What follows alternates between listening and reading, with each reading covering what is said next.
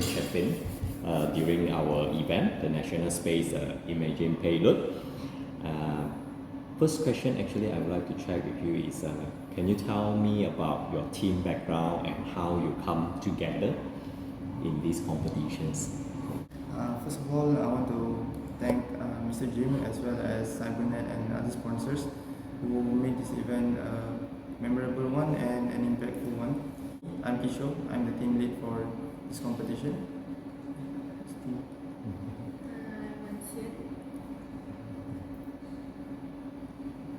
I'm one of the team members as well.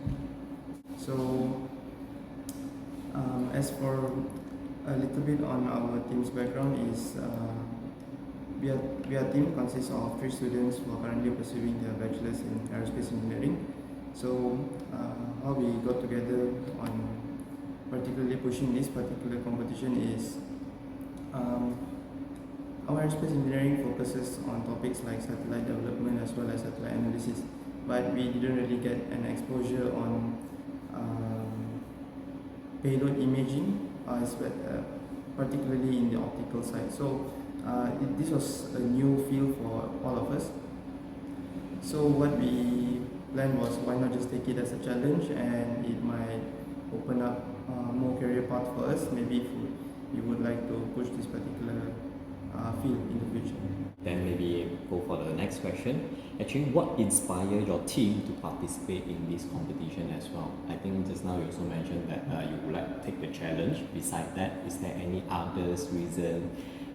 Actually, before this, we participated in a few other competitions, focusing on, trying new things which are not really aerospace related, but we do have slightly a few elements that correlate with our engineering degrees. But that's actually the main inspiration, that we want to try new proof of concepts based on our engineering disciplines that we learned during our class. So at the end of the day, it's like we want to push more than what we just learned in the classroom, rather than getting we want to get more exposure rather than just regurgitating what we learned during our classroom activities. So could you describe more on your project or your payload for a team that developed in this competition? For example, what is the objective and the problem statement?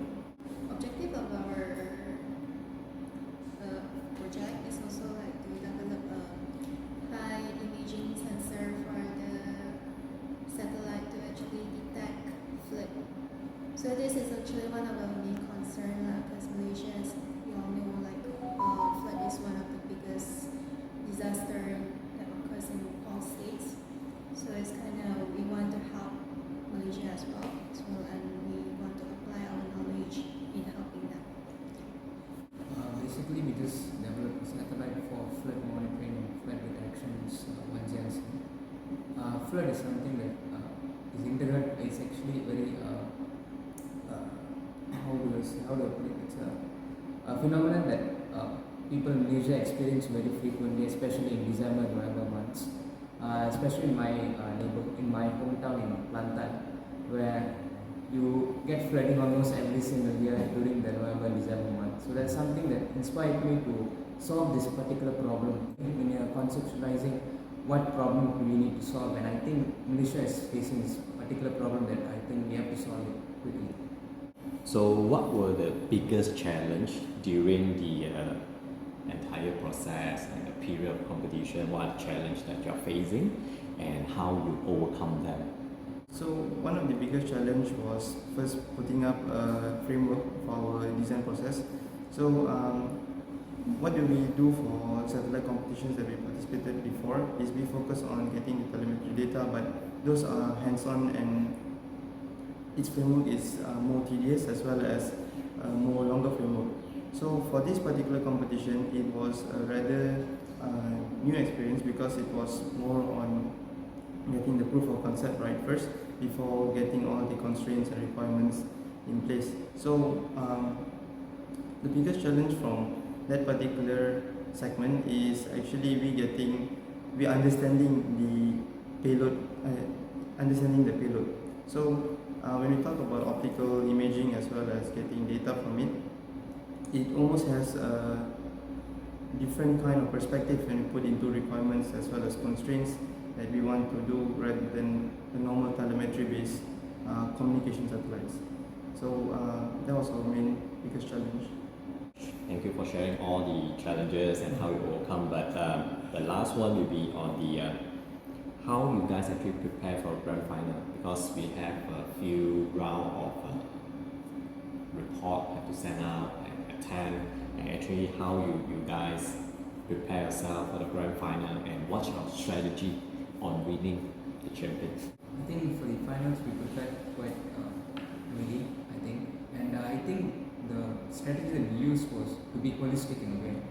So rather than just focusing on the lens part, we have focused the whole systems, where we focused on the attitude control systems, we focused on the power systems, and we included all the calculations as well, because for engineering, calculation is essential part of it. I think that's one of our strategies. We have to show our whatever strategies we use to be backed by numbers. That's how engineering works. So that's something that I think we did.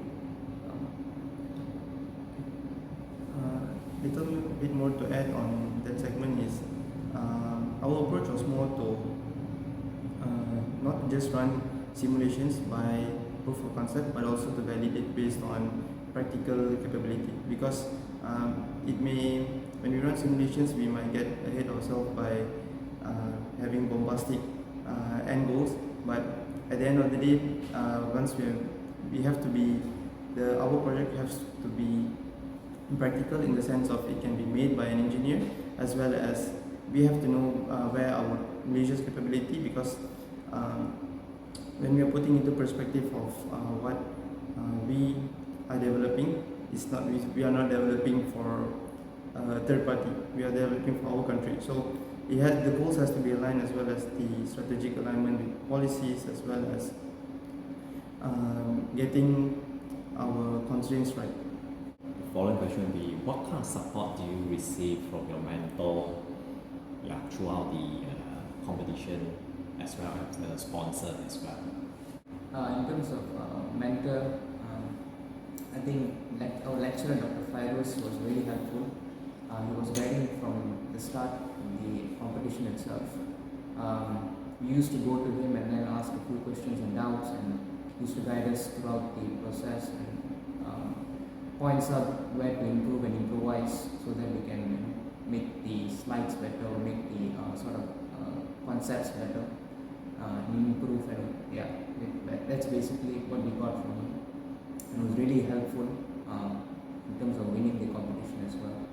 And from NCs, if I'm not mistaken, we had a technical session to have an idea of how this particular NCs DMAX can be actually applied to industry level. So I think it opened a bigger exposure for us, because as students we really do have that perspective gap as well as academic gap between classroom activity as well as industry capability. And so when we had that particular session, it really put us in a perspective that this is not how they do in industry. So I think having more sessions like that would be a great impact for us. I was fortunate enough to attend the technical session conducted physically in UITM. Previously, I've never had this opportunity to work on ANSYS DMAX.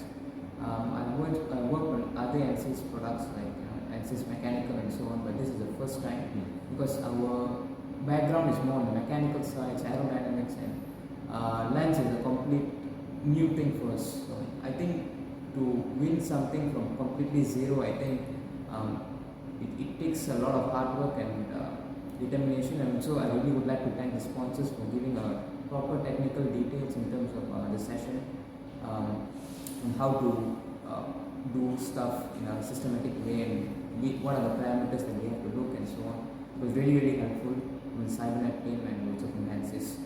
So I really like to thank them on that part. So what's the biggest impact do you think that by winning this competition for yourself, for current and for your future development and career as well?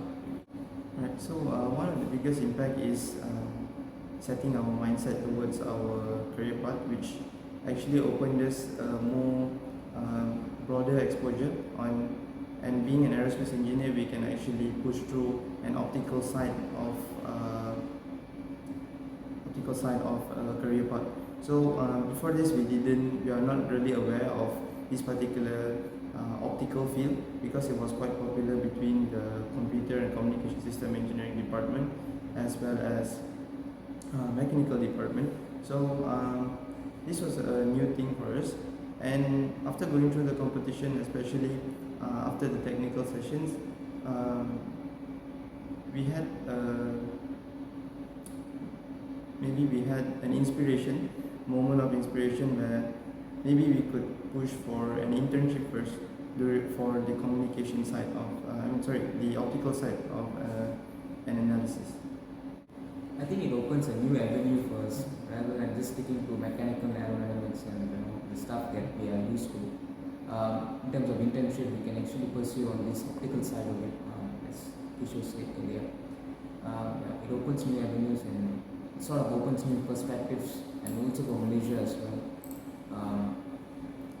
Rather than just focusing on stuff that we already know, something that we can focus on and put our effort to something that's really new and interesting.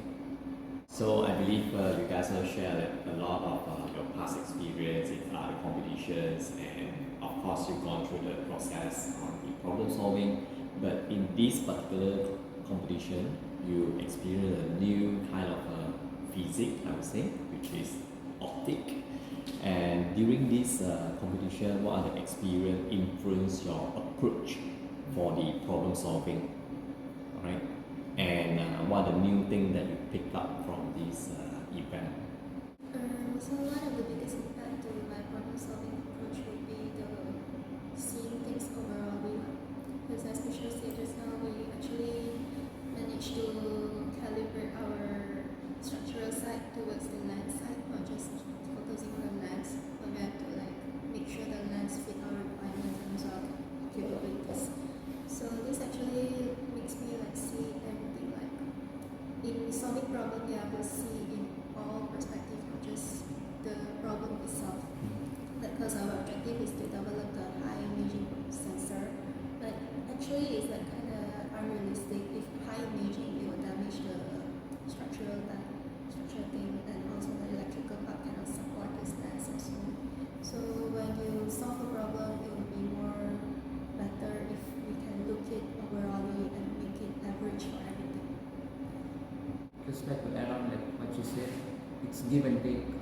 You cannot just develop a fantastic solution for just one category part. Let's say you want a high imaging sensor solution, but if you do that, then you might need a lot of power. You might need a lot of space. So it's give and take. You have to make compromises and then find a better and best solution that sort of satisfy all the requirements. Because in space, space is constrained, power is constrained. All of that is very much constraints, and we have to work with whatever constraints we have and make the best out of it. So are there any ongoing future project at your university or your team actually is working on, possible to share? As for other projects from UPM, we actually have a multidisciplinary approach for competitions based. So we have, for example, we do have one project which is being closely monitored by the industry is UAV VTOL for agricultural purpose.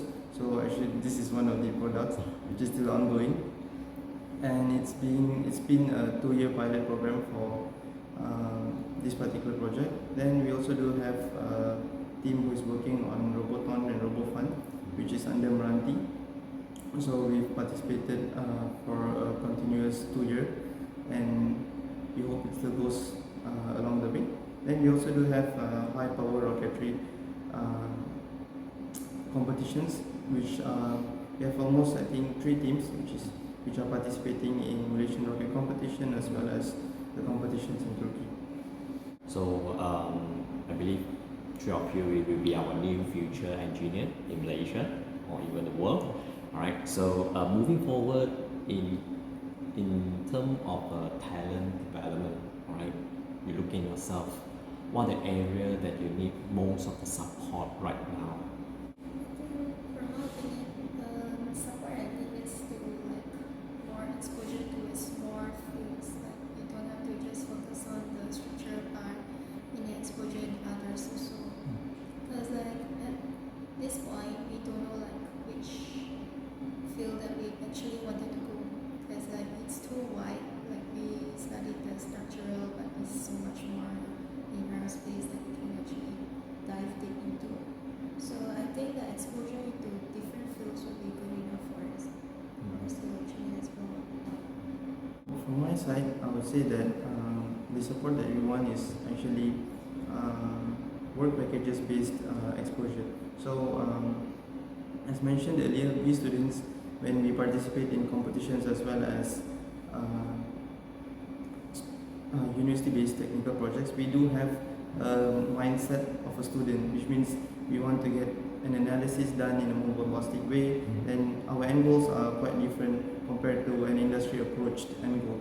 So when we actually enter internships and when we really enter the industry world, we do have the gap, which I would say maybe an industry culture shock. So I think having like a work package based projects maybe for 3-4 months between which are closely monitored by the industry. So I think it would be one of those supports that we really look out for. So what do you think about the CAE? Actually, it's the simulations when it comes to engineering, education and research, or even in commercials? I would say CAE actually plays a vital role in not only optimizing our costs and having our end goal more cost efficient. Like with CAE, we managed to reduce our we managed to increase more repetitive iterations of our end goal, which means we get to have a more optimized data as well as a more optimized end product. So without CAE, we might have to have more tedious framework for testing as well as changing more drastic parameters. Right, so I think this will be my final questions. Do you have any advice for other students or your junior for the participating in the similar competitions? Alright, a few words would be, especially to our juniors. So I would say year 2 and year 3 are the most, I would say, the golden years for you all to try out as much as new fields as possible, because when you enter the end of year 3, when you move into internships as well as move on to your real career path, you would see there's a huge gap on the perspective of what you really learn during your curriculum. For example, maybe you have a favorite subject in your particular semester, and you wanted to push through that as your end career, but it doesn't really align on when you enter the career. So what I would say is have more hands-on and technical projects for year 2 and year 3. Then when you get to the end of it, you might have the real clearer picture on what really the industry wants, what is your passion aligns with, as well as your career opportunity in Malaysia and outside of Malaysia. I think I would advise the juniors to take part in a lot of competitions to get them exposed to the field as well, rather than just taking the theoretical education in schools. It is necessary, but without application, I think you wouldn't be able to understand it fully. So it's really important for you to apply the knowledge that you have gained in universities or in colleges in real world setting, doing projects and so on, so that you truly understand what you're doing. So for me, I guess I'll just say that when opportunity comes, just seize it up. Don't let it go just like that. So maybe some of them might be afraid to try to step out of their comfort zone, but it's okay to try during your university time. So you should actually try during your university time before actually you step into the industrial world. It's better to have exposure with guidance rather than just exposure with culture shock. Right, so thank you the team, and appreciate your time, and congratulations once again in winning the champion.